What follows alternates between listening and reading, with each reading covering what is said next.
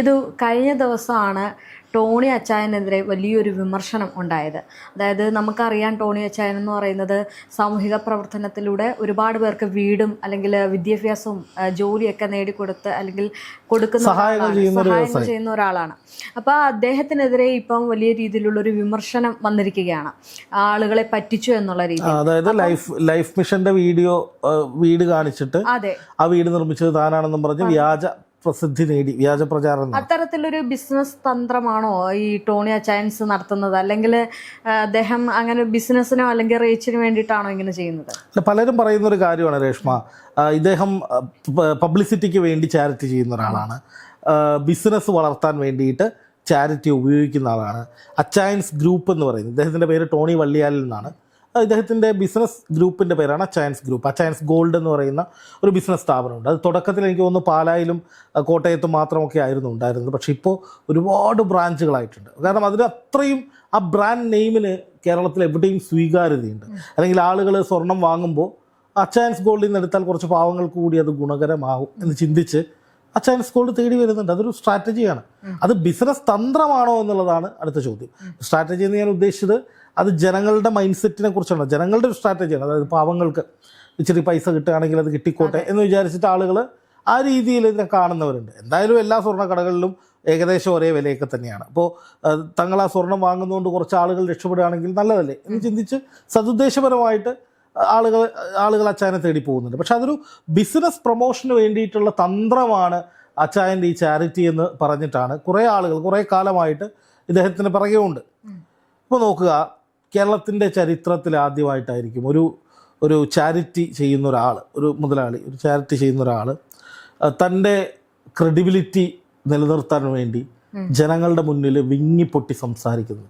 അദ്ദേഹത്തിൻ്റെ പേജിലിട്ടിരിക്കുന്ന ഒരു വീഡിയോ കണ്ടിട്ട് സത്യം പറഞ്ഞാൽ എനിക്ക് ഭയങ്കര വിഷമം വന്നു. ഇപ്പോൾ ചരിത്രത്തിൽ ആദ്യമായിട്ടായിരിക്കും തൻ്റെ ക്രെഡിബിലിറ്റിക്ക് വേണ്ടിയിട്ട്, അല്ലെങ്കിൽ താൻ ചെയ്യുന്ന ചാരിറ്റി മുഴുവൻ സത്യസന്ധമാണ് എന്ന് ജനങ്ങളുടെ ഇടയിൽ സ്ഥാപിക്കാൻ വേണ്ടിയിട്ട് ഒരു വ്യവസായി ആയിട്ടുള്ള ഒരാൾ ഇത്രയധികം വിഷമിച്ച് സങ്കടത്തോടു കൂടി ഫ്രെയിമിന് മുന്നിൽ വരുന്നത്. നമുക്ക് എൻ്റെ ചെറിയൊരു ഭാഗം കണ്ടിട്ട് വരാം. നിങ്ങൾ പറ അച്ഛാ, ഞാൻ ആത്മാർത്ഥമായിട്ടാണോ നിങ്ങൾക്ക് ചെയ്തു തന്നത്? ഞാൻ എന്തെങ്കിലും കള്ളത്തരം കാണിച്ചിട്ടോ? എന്റെ തട്ടിപ്പെന്ന് പറഞ്ഞ് ആൾക്കാർ മുഴുവൻ പറഞ്ഞു നടക്കുമ്പോൾ നിങ്ങൾ പറ, ഞാൻ ചെയ്തിട്ടുണ്ടോ? 3.5-4 ലക്ഷം രൂപ കോടതി വേണമെങ്കിൽ ഞങ്ങൾ ഒന്ന് സത്യം തന്നെ പറയും. ഇവർ സത്യം അവർ പറഞ്ഞതാണ് വീഡിയോയ്ക്ക്. ആ വീഡിയോയ്ക്ക് അത് അവർ കട്ട് ചെയ്ത് കളഞ്ഞു. നോക്കുക, ഇതെന്താ സംഭവം? ഇതിൻ്റെ അടിസ്ഥാനത്തിലാണ് ഈ പ്രശ്നങ്ങൾ മുഴുവൻ ഉണ്ടാകുന്നത്. അതായത് തിരുവനന്തപുരത്തെ കാട്ടാക്കടയിൽ ഒരു വികലാംഗനായിട്ടുള്ള ഒരു വ്യക്തി, ഇദ്ദേഹത്തെ വിളിച്ച് സഹായം ചോദിക്കുന്നു, വീട് പണിയണമെന്ന് പറയുന്നു. അപ്പോൾ തറ മാത്രമേ പണിതിട്ടുള്ളൂ, അത് ലൈഫ് പദ്ധതിയുടെ ഭാഗമായിട്ട് തറ വരെ പണിതിട്ടുള്ളൂ. പിന്നെ ഇവർക്ക് ജോലിക്ക് പോകാൻ കഴിയുന്നില്ല. ആ അച്ഛനും അമ്മയ്ക്കും ജോലിക്ക് പോകാൻ, അല്ലെങ്കിൽ ആ ഭാര്യയ്ക്കും ഭർത്താവിനും ജോലിക്ക് പോകാൻ കഴിയുന്നില്ല. അച്ഛൻ 4 ലക്ഷം രൂപ കയ്യിൽ നിന്നെടുത്ത് കൊടുത്തിട്ട് ആ വീടിൻ്റെ പണി മുഴുവൻ തീർത്തു. ആ വീട് ഇവർക്ക് കൈമാറി. ആ വീട് കൈമാറിയതുമായി ബന്ധപ്പെട്ട പോസ്റ്റിനടിയിലാണ് ഇത് ലൈഫ് മിഷന്റെ വീടാണ് എന്ന് പറഞ്ഞിട്ട് വലിയ പ്രചാരണം വരുന്നത്. ഒന്ന് ആലോചിച്ച് നോക്കുക, ഒരു തറ മാത്രം കെട്ടിയ ഒരു ലൈഫ് മിഷൻ പ്രോജക്റ്റിൻ്റെ ഭാഗമായിട്ട് തറ മാത്രം കെട്ടിക്കഴിഞ്ഞാൽ അവർക്ക് അവിടെ താമസിക്കാൻ പറ്റില്ല. അവർക്ക് താമസിക്കുന്ന വീട് വേണം.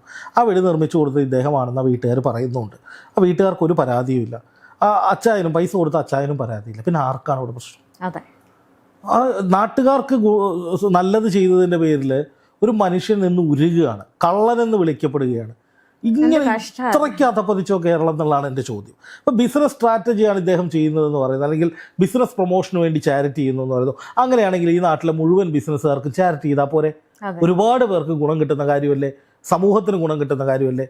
ഇപ്പം ഞാൻ കണ്ടിട്ടുണ്ട്, ഇദ്ദേഹം പലരെയും സഹായിക്കുന്നത് ആ വീട്ടുകാർ ഇയാളുടെ ഈ മനുഷ്യൻ്റെ മുന്നിൽ കരഞ്ഞിട്ട് അത്രയും സന്തോഷത്തോടു കൂടിയും ആരും സഹായിക്കാനില്ലാത്തവർക്ക് സഹായമായിട്ട് ചെല്ലുമ്പോൾ ആ ആളുകൾക്ക്, സഹായം കിട്ടുന്ന ആളുകൾക്ക് ഉണ്ടാകുന്ന ഒരു സന്തോഷവും ഒരു അനുഭൂതിയുണ്ട്, ഒരു രക്ഷപ്പെട്ട അവസ്ഥയാണ് അവർ.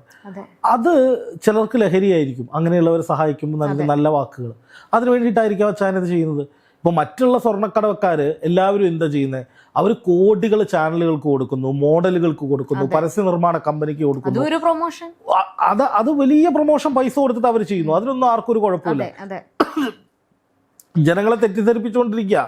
ലോകത്തിലെ ഏറ്റവും വലിയ സ്വർണം ഇവിടെയാണ്, ലോകത്തെ ഏറ്റവും വലുത് മറ്റേത് ഇവിടെയാണെന്നൊക്കെയാണ് ഈ കടക്കാർ പറയുന്നത്. പണിക്കുറവെന്നും പറഞ്ഞ് എത്ര രൂപയാണ് നമ്മുടെ അവന്മാർ അടിച്ചെടുക്കുന്നതെന്നറിയോ? അപ്പോൾ 10 പവൻ്റെ സ്വർണം പണിതാലും 1 പവൻ്റെ സ്വർണം പണിതാലും സ്വർണ്ണപ്പണിക്കാരന് കിട്ടുന്ന 1000 രൂപയാണ് അവൻ്റെ കൂലിയെങ്കിൽ 1000 രൂപയെ കിട്ടുള്ളൂ.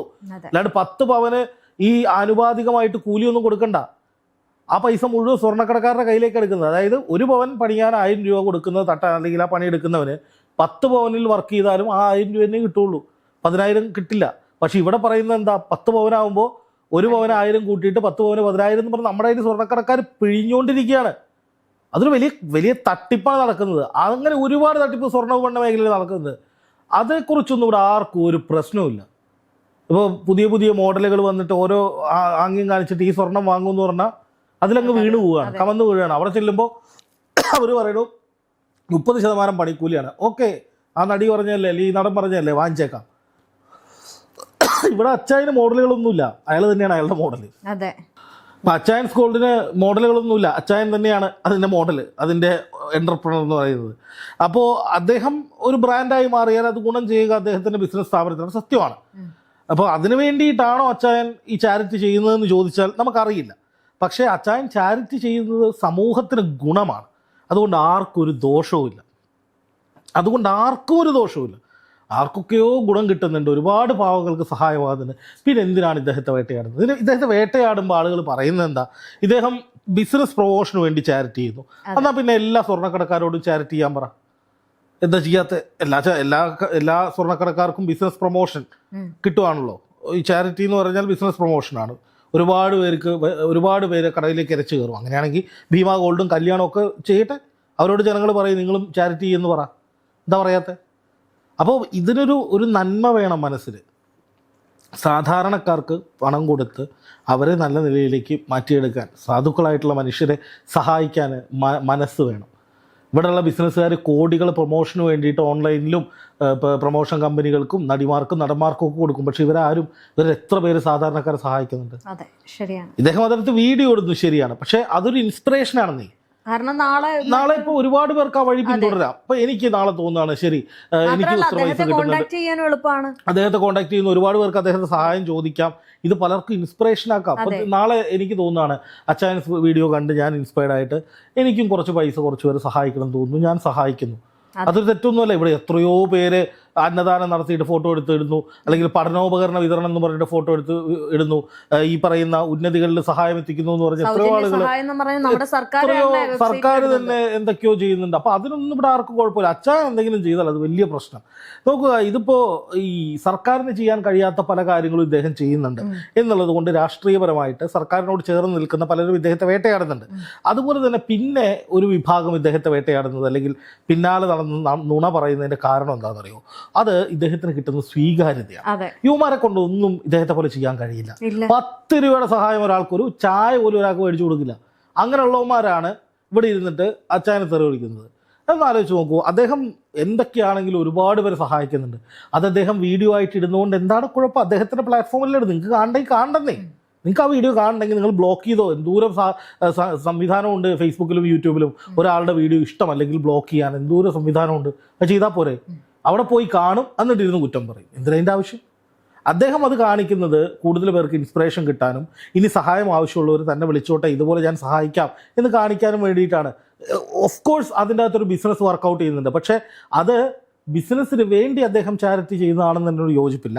ഈ ചാരിറ്റി ചെയ്യുന്നത് ആ ബിസിനസ്സിനെ സഹായിക്കാൻ. അച്ചായൻസ് എന്ന ബ്രാൻഡ് അവിടെ എസ്റ്റാബ്ലിഷ് ചെയ്യുകയാണ്. സാധാരണക്കാർക്കിടയിൽ കാട്ടുതീ പോലെ പടരുകയാണ്. ഇപ്പോൾ നോക്കുക, അദ്ദേഹം ഇട്ട ഫേസ്ബുക്ക് വീഡിയോൻ്റെ ലൈക്ക് 58,000 പേര് ആ വീഡിയോയിൽ ലൈക്ക് ചെയ്തിട്ടുണ്ട്. അതായത് അതിൻ്റെ 10 ഇരട്ടിയിലധികം ആളുകൾ അത് കണ്ടിട്ടുണ്ട്. 6 ലക്ഷത്തോളം പേര് ആ വീഡിയോ, അദ്ദേഹത്തിൻ്റെ ഫേസ്ബുക്കിൽ ആ വീഡിയോ കണ്ടിട്ടുണ്ട്.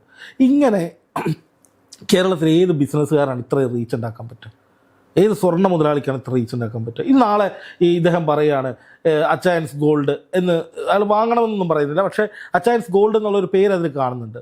ഒരു ഫേസ്ബുക്ക് പേജ് ഉപയോഗിച്ച് ഇത്രയധികം ആളുകളിലേക്ക് അച്ചായൻസ് എന്ന് പറയുന്ന ബ്രാൻഡിനെ അദ്ദേഹത്തിന് എത്തിക്കാൻ കഴിഞ്ഞു. അത് ബോധപൂർവമാണെന്നല്ല ഞാൻ പറയുന്നത്. അതിപ്പോൾ ബോധപൂർവമാകാം, അല്ലാതിരിക്കാം. അദ്ദേഹത്തിൻ്റെ ബിസിനസ് സ്ട്രാറ്റജി ആകാം, അല്ലാതിരിക്കും. ആണെന്ന് തന്നെ വെച്ചോളൂ. അതിനൊരു നന്മയില്ലേ? വല്ലവർക്കും വല്ല പരസ്യ മോഡലുകൾക്കും കോർപ്പറേറ്റ് കമ്പനികൾക്കും കോടികൾ കൊടുക്കുന്നതിൽ നല്ല സാധാരണക്കാരന് അത് കൊടുത്തിട്ട് അതുകൊണ്ടൊരു ഗുണം ഉണ്ടാക്കുകയല്ലേ ചെയ്യേണ്ടത്. എന്തായാലും എനിക്കിതിൻ്റെ അകത്ത് അച്ചായനെതിരെ കള്ളക്കഥ പടച്ചു വിട്ടവർ അവർ കുടുങ്ങിക്കഴിഞ്ഞു. കാരണം അച്ചായൻ അയാളുടെ വീഡിയോ ഇട്ടതിൽ എല്ലാം വ്യക്തമാണ്. ആ വീട്ടുകാർ തന്നെ പറയുന്നത്, കോൺട്രാക്ടർ പറയുന്നുണ്ട്, വീട്ടുകാർ പറയുന്നുണ്ട്, അച്ചായൻ പൈസ തന്നിട്ടുണ്ടെന്ന് പറയുന്നുണ്ട്. എന്നിട്ടും ഇപ്പോഴും അച്ചായൻ ലൈഫ് മിഷൻ വീടിൻ്റെ പേരിൽ ക്രെഡിറ്റ് അടിച്ച കള്ളൻ എന്ന രീതിയിലാണ് അറിയപ്പെടുന്നത്. ശരിക്കും കള്ളൻ ആരാന്ന് ശരിക്കും ജനങ്ങൾ കള്ളത്തരം മനസ്സിലാക്കി കാണിച്ചത് അല്ലെങ്കിൽ ഇതിൽ വ്യാജ പ്രചാരണം നടത്തിയിട്ടുള്ളത് ഇദ്ദേഹത്തിനെതിരെ നടന്നിട്ടുള്ള ആളുകളാണ്. ഇപ്പൊ പല യൂട്യൂബർമാരും എന്തൊക്കെയാണ് വിളിച്ചു പറഞ്ഞതെന്നറിയും. അച്ചായൻ പെരും കള്ളനാണ്, പൈസ കൊടുത്ത് പബ്ലിസിറ്റി നേടുകയാണ്, പ്രാഞ്ചിയേട്ടനാണ്. ശരിക്കുമുള്ള പ്രാഞ്ചികൾ കുറേ ഉണ്ട് കേരളത്തിൽ. അതെ, കുറേ ബിസിനസ്സുകാരുണ്ട്. അവർ ഞങ്ങളുടെ മുഖം, എൻ്റെ തല, എൻ്റെ ഫുൾ ഫിഗർ എന്ന് പറഞ്ഞിട്ട് അങ്ങോട്ടോടും ഇങ്ങോട്ടോടും ചാനലുകൾക്ക് അങ്ങോട്ട് പൈസ കൊടുത്ത് പ്രൊമോട്ട് ചെയ്യും. ഇവിടെ അച്ചായൻ ആരെയും പ്രൊമോട്ട് ചെയ്തിട്ടില്ല. അതെ, അച്ചായൻ ആർക്ക് വേണ്ടി ആരും അച്ചായൻ അയാളെ പ്രൊമോട്ട് ചെയ്യാൻ വേണ്ടി ആർക്കും പൈസ കൊടുത്തിട്ടില്ല. അദ്ദേഹത്തിൻ്റെ സോഷ്യൽ മീഡിയ പേജ് അദ്ദേഹം ഉപയോഗിക്കുന്നു, അത്രയേ ഉള്ളൂ. അതിൽ ഒരുപാട് പേര് സഹായിക്കുന്നു, അത് കണ്ട് ഇഷ്ടപ്പെട്ട ആളുകൾ അദ്ദേഹത്തിനൊപ്പം നിൽക്കുന്നു. അത് അങ്ങനെ ഞാനിതിനെ കാണുന്നുള്ളൂ. ഇദ്ദേഹത്തെയൊക്കെ വേട്ടയാടാനായിട്ട് ഇറങ്ങിത്തിരിക്കുന്നവന്മാരുടെ മാനസികാവസ്ഥ ഒന്ന് ആലോചിച്ചു നോക്കും. എത്ര ഹീനമാണ്, എത്ര ക്രൂരമാണ്. ഈ യൂട്യൂബർമാരൊക്കെ ഇദ്ദേഹത്തെ കുറ്റം പറയുന്ന ആളുകൾ, അവർക്ക് കിട്ടുന്ന മാസ വരുമാനത്തിൽ നിന്ന് കുറച്ച് പൈസ എടുത്ത് സഹായിക്കാൻ നോക്കട്ടെ. അവരങ്ങനെ ചെയ്യില്ല. ഇല്ല, അപ്പൊ അറിയാൻ വിഷമം. അല്ല, ഇപ്പൊ ഇവരെ ഈ അച്ചായന്റെ വീഡിയോ ഇടുന്ന എന്തിനാണ്, ഈ റിയാക്ട് ചെയ്യുന്ന എന്തിനാണ്? അവർക്ക് പൈസ, അവർക്ക് റീച്ച് കിട്ടാൻ. ഒരു നല്ല മനുഷ്യനെ വലിച്ചു കീറി അദ്ദേഹത്തിന്റെ ഹൃദയം തുറന്നെടുക്കുന്ന വിധത്തിൽ, അത്രയും വേദനിപ്പിക്കുന്ന വിധത്തിൽ വീഡിയോകൾ ചെയ്തിട്ട് അവർ പൈസ ഉണ്ടാക്കിയിട്ട് ഈ പൈസ കൊണ്ട് എന്ത് കാര്യം യൂട്യൂബർമാർക്ക്? അങ്ങനെയാണെങ്കിൽ ഇവര് നാളെ തൊട്ട് കുറച്ച് സഹായം ചെയ്തു നോക്ക്. അപ്പൊ അറിയേണ്ട വിഷമം എന്താണെന്നറിയോ? ഈ സഹായങ്ങളൊക്കെ ചെയ്യുന്ന ഒരാൾക്ക് ഒരു ദിവസം എത്രത്തോളം ഫോണുകൾ വരുന്നറിയോ? ഒരുപാട് പേര് വരും എന്നെ സഹായിക്കണം എന്ന് പറഞ്ഞിട്ട്. ഇന്നത്തെ കാലത്തെന്ന് പറഞ്ഞു കഴിഞ്ഞാൽ കടം കൊടുത്ത ബന്ധങ്ങൾ അവിടെ അവസാനിക്കുന്ന ഒരു കാലത്താണ് ഇദ്ദേഹം ചെയ്യുന്നത്. ഇപ്പൊ ഒരുപാട് പേര് ഇദ്ദേഹത്തെ വിളിക്കും, അച്ചായ എനിക്ക് കാലിന് വയ്യ, എൻ്റെ അസുഖമാണ്. എല്ലാവരെയും സഹായിക്കാൻ അച്ചായന് പറ്റില്ല. അപ്പൊ ആളനുഭവിക്കുന്ന ഒരു മാനസിക പ്രശ്നമുണ്ട്. അയ്യോ, ആർക്ക് കൊടുക്കും, ആരെ സഹായിക്കും, ഒരു വീട്ടുകാർക്ക് കൊടുക്കാൻ അങ്ങനെ ഒരു വിഷമം ഈ സഹായിക്കുന്ന ആളുകൾക്കുണ്ടെന്നേ. പിന്നെ അതുപോലെ തന്നെ ഒരു 50 രൂപ, ഒരു 10 രൂപയുടെ ചായ പോലും മേടിച്ചു കൊടുക്കാത്തവന്മാരാണ് ഈ കിടന്ന് പറയുന്നത്. കയ്യിൽ നിന്നൊരു 10 രൂപ അധ്വാനിച്ചുണ്ടാക്കിയ ഒരു 10 രൂപ ഒരാൾക്ക് കൊടുക്കുമ്പോൾ, വെറുതെ കൊടുക്കുമ്പോൾ പല ബിസിനസ്സുകാർക്കും വലിയ വിഷമം ഉണ്ടാവും. നമ്മുടെ സമൂഹത്തിലെ ഭൂരിഭാഗം ആളുകൾക്കും വലിയ വിഷമം ഉണ്ടാവും. അത് വലിയ വിഷമമായിട്ട് വരും. ഇവിടെ അദ്ദേഹം ഇത്രയധികം പണം ചെലവഴിക്കുന്നത് സമൂഹത്തിന് വേണ്ടിയിട്ടാണ്. അതൊരു നല്ല കാര്യമായിട്ടാണ് ഞാൻ കാണുന്നത്. അച്ചായനെ പോലുള്ളവരെ പിന്തുണയ്ക്കണം. പല ജീവിതങ്ങൾ തന്നെ അതിലൂടെ എത്രയോ ജീവിതങ്ങൾ രക്ഷപ്പെട്ടിട്ടുണ്ട്. അപ്പൊ ഞാൻ പറയുന്നത് ഇദ്ദേഹത്തെ പോലുള്ളവരെ പിന്തുണയ്ക്കണം. ഇവരൊക്കെ ഇങ്ങനെയുള്ള ആളുകളാണ് നമ്മുടെ സമൂഹത്തിൽ വളർന്നു വരുന്നത്. അവരെ കൂടി സഹായിക്കുക. അദ്ദേഹത്തിന് എന്താണ് വേണ്ടത് നമ്മൾ ചെയ്യുക എന്നുള്ള രീതിയിൽ തന്നെ. കാരണം ഇദ്ദേഹം ചെയ്യുന്നത് മാതൃകാപരമായ നീക്കങ്ങളാണ്. ഇദ്ദേഹത്തെ വേട്ടയാടാൻ വരുന്നവർക്കൊക്കെ നല്ല പണി കിട്ടുക തന്നെ ചെയ്യും. അതിപ്പോൾ സമൂഹം കൊടുക്കുന്നുണ്ട്. ഈ വ്യാജ കഥകൾ ഉണ്ടാക്കിയവരെയൊക്കെ തെരഞ്ഞു പിടിച്ച് സമൂഹം അവർക്കെതിരെ തിരിയുന്നുണ്ട്. ഇപ്പോൾ ഇദ്ദേഹത്തെ വെച്ച് നെഗറ്റീവ് ചെയ്ത് പൈസ ഉണ്ടാക്കുന്ന യൂട്യൂബർമാരൊക്കെ ഉത്തരം പറയേണ്ട സാഹചര്യം വരും. എന്ന് മാത്രമല്ല, ഇദ്ദേഹം ആണ് പൈസ കൊടുത്തത് എന്ന ഭാഗം കട്ട് ചെയ്തിട്ടാണ് ആ വീട്ടുകാരുടെ വീഡിയോ ഒക്കെ വാർത്ത വന്നു കഴിഞ്ഞാൽ അതിന്റെ 2 വർഷവും നോക്കാതെ എങ്ങനെയെങ്കിലും ഇടുക, അല്ലെങ്കിൽ എങ്ങനെയെങ്കിലും ആ ഒരു വ്യക്തിത്വപ്പെടുത്തുക എന്ന രീതിയിലേക്കാണ് കാര്യങ്ങൾ മാറുന്നത്. സത്യമാണ്. എന്തായാലും അച്ചായൻ ഒന്നും സംഭവിക്കാനില്ല. അച്ചായൻ ഉഷാറായി തിരിച്ചു വരും, അത്രേ ഉള്ളൂ.